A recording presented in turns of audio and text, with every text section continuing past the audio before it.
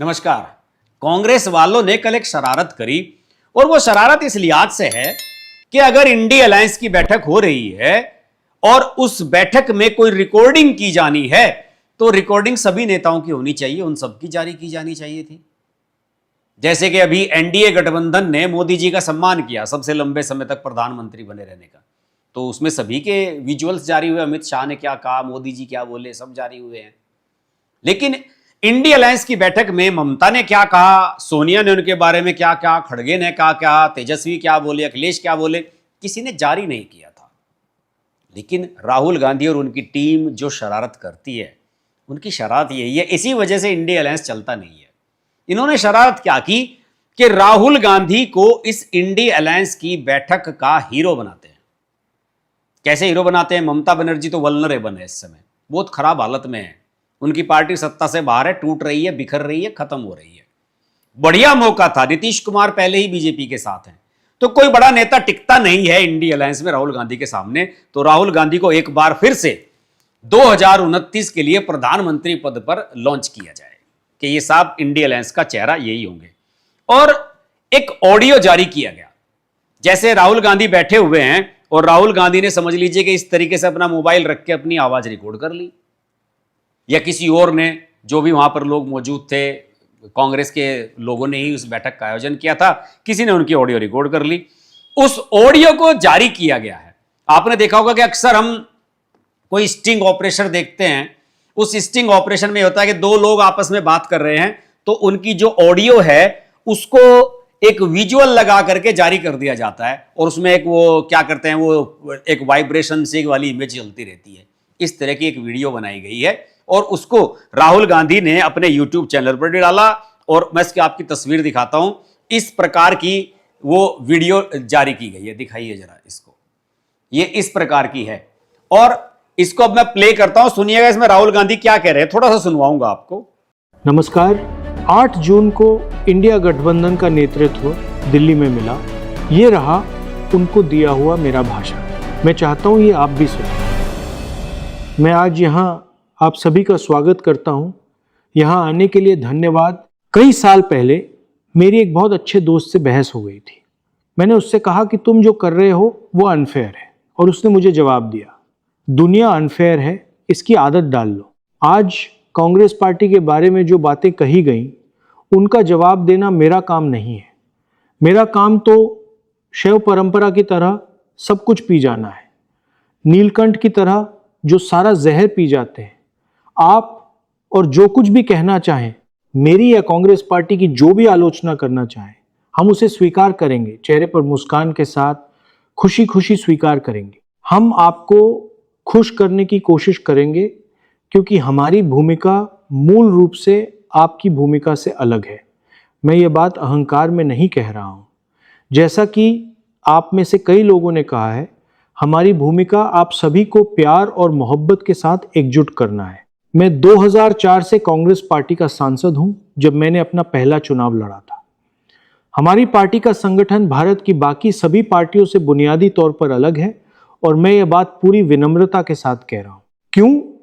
क्योंकि इस पार्टी की शुरुआत एक प्रतिरोध आंदोलन के रूप में हुई थी, जब आधुनिक भारत अस्तित्व में ही नहीं था। दूसरी सभी राजनीतिक पार्टियों के उलट इसे इंडियन स्टेट के बुनियादी ढांचे और संरक्षण का इस्तेमाल करके नहीं बनाया गया था। कांग्रेस पार्टी एक प्रतिरोध आंदोलन है जो इस विचारधारा की रक्षा करती है कि सभी भारतीय समान हैं। हम मूल रूप से आरएसएस की सोच के खिलाफ हैं। बीजेपी या आरएसएस का साथ देने या उनसे समझौता करने से पहले हम मर जाना पसंद करेंगे, कांग्रेस पार्टी में ही मर जाएंगे। ऐसा करने के लिए आपको हमारे सिर काटने होंगे। मैं इस देश में ऐसे लाखों कांग्रेस कार्यकर्ताओं को जानता हूं जो कहेंगे हमारे सिर काट दो, लेकिन हम आरएसएस के सामने नहीं झुकेंगे। मुझे ये कहते हुए अफसोस हो रहा है कि इस ग्रुप में एक कन्फ्यूज़न है। कन्फ्यूज़न ये है कि आप यानी एसपी, टीएमसी, आरजेडी ये मानते हैं कि जिन राजनीतिक तरीकों का इस्तेमाल आपने अब तक किया है वो आगे भी काम करेंगे। ये तरीके तभी काम करते थे जब इंडियन स्टेट ने उन्हें काम करने के लिए निष्पक्ष माहौल दिया था। वो माहौल अब नहीं रहा। देश की संस्थाओं पर बीजेपी का कंट्रोल है, लीगल सिस्टम पर बीजेपी का कंट्रोल है, ब्यूरोक्रेसी पर बीजेपी का कंट्रोल है।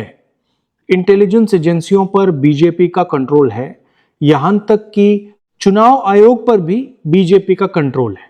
टीएमसी में मेरे कई दोस्त थे, उन्हें पक्का यकीन था कि वो चुनाव में जबरदस्त जीत हासिल करेंगे। मैं उनसे कहता रहा, आप ख्याली दुनिया में जी रहे हैं। मैंने देखा है कि क्या होता है।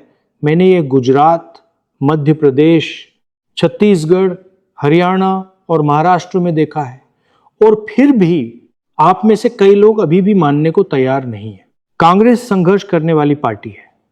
इसे काम करने के लिए इंडियन स्टेट की निष्पक्षता की जरूरत नहीं है। देखिए, ये बहुत लंबा चौड़ा भाषण है और इतना लंबा चौड़ा भाषण सुनने की आवश्यकता नहीं है। जो मुख्य बातें थी वो राहुल गांधी की हमने बता दी। इसका इंग्लिश में भी वर्जन एक जारी किया गया है, लेकिन ये बात स्पष्ट है, आप सब लोग भी समझ रहे होंगे, सब लोग इतने गुणवान हैं, सब लोग जानते हैं कि इसमें राहुल गांधी एक पढ़ी हुई स्क्रिप्ट बोल रहे हैं। अब मैं इस स्क्रिप्ट पर भरोसा सिर्फ इसलिए कर रहा हूं क्योंकि किसी भी इंडी अलायंस के अन्य सहयोगी दल ने इसका खंडन नहीं किया। किसी ने यह नहीं कहा कि राहुल गांधी ने ऐसा नहीं कहा। मैं भी यकीन करता हूं, मैं एडमिट करता हूं कि वास्तव में राहुल गांधी यही अंदर बोले होंगे, लेकिन इसको इस प्रकार से स्क्रिप्ट करके जारी करने की मंशा मैं आपको बताता हूं। राहुल गांधी ने कहा कि हम नीलकंठ की तरह सारा विश्व वमन करेंगे, यानी कि जितना भी जहर है, जो भी आप हमारे बारे में जहर उगलते हैं, उसको हम झेल लेंगे नीलकंठ की तरह यहीं पर। टीएमसी वालों के खिलाफ आप चुनाव लड़ने के लिए क्यों गए थे? अगर राहुल गांधी को इतना ही भरोसा था कि हम बीजेपी को मिलकर के हरा सकते हैं, तो फिर ममता बनर्जी के खिलाफ आप बयान देने के लिए क्यों गए थे?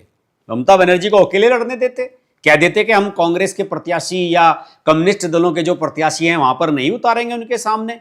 लेकिन राहुल गांधी में इसकी हिम्मत नहीं हुई। ये राहुल गांधी तभी बोलते हैं जब उन्हें मौका मिलता है और उन्हें ऐसा लगता है कि आज मौका है अपनी बात को ऊपर रखने का, और विपक्ष के जो सदस्य हैं वो दबाव में है। हालांकि जो पी विजयन है, पूर्व मुख्यमंत्री केरल के, उन्होंने बड़ी आलोचना की है राहुल गांधी की। उन्होंने कहा है कि राहुल गांधी जिस तरह की बातें करते हैं उस तरह की बातें हम नहीं करते। हमने कभी नरेंद्र मोदी को पार्लियामेंट के भीतर गले से नहीं लगाया, जैसे राहुल गांधी ने एक बार गले लगा लिया था नरेंद्र मोदी को। उन्होंने कहा हम एक दूरी बनाकर रखते हैं और हम राहुल गांधी जैसे दोगले नहीं है। ये बात पी विजयन ने मीडिया के सामने कही है, अभी कल परसों का ही वीडियो है।